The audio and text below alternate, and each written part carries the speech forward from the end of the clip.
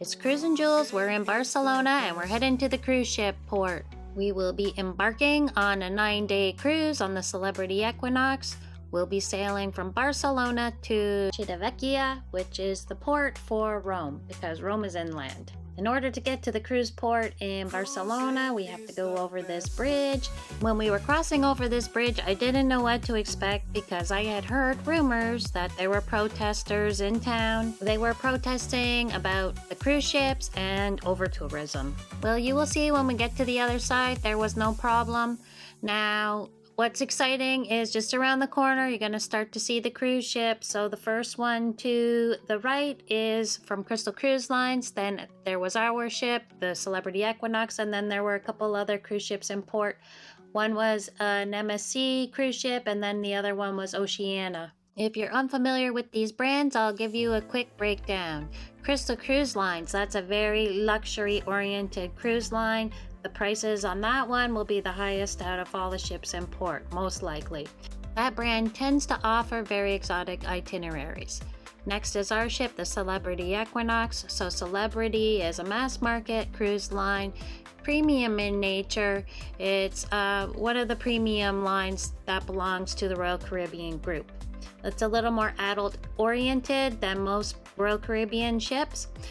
MSC is a private company. They're into cruising, and also they're a very large shipping company, and their prices tend to be a little bit less. MSC typically attracts a European crowd. However, they are sailing more and more out of the US now. When you're in the US, you'll get more North Americans, but in Europe, it's going to be predominantly Europeans on board. Last but not least is Oceania, and they're known for having the best food on the seas. This is where you drop your luggage, and make sure you tip the luggage porters. Your luggage will be delivered straight to your stateroom. Let's go inside. Typically, only cruisers and crew members will be allowed beyond this point. You go through security just like at an airport. There's the hand sanitizer. You go check in. And let's go check out the facilities in this building. There's some treats or drinks if you want. Oh, you found your sunglasses. Did you see a jersey? I got one, yeah. Oh, you got one. Good. Was good price? 50. Okay. Oh, you know what? The blue and white stripe one is popular in Argentina. Yeah. I think this is the Argentina team, but I don't know. Yeah, Messi. Nice soccer balls here. And hats. So this is the duty-free area heading to the ship. This area is only accessible for cruise ship passengers. You can go buy last-minute things like suntan lotions, hats, luggage. There are some treats, sunglasses, alcohol. I think there was tobacco products too.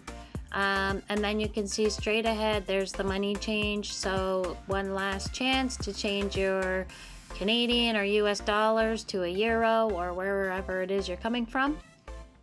You won't need too much cash on the ship because it is a cashless society. Some people do have some cash on hand just to tip.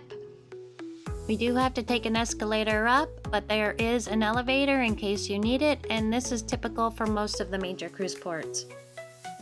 Things are getting exciting now. We actually get to see the ship that we're sailing on. It's the Celebrity Equinox. It's a lovely looking ship. It's painted in the nice celebrity blue. It has white and orange lifeboats. Each cruise line tends to paint their ships in their own distinct colors. This is a Solstice-sized class ship with the Celebrity fleet. At one time it was massive, but now it's just one of their mid-size ships. So this ship is the Celebrity Equinox. It's 122,000 gross tons.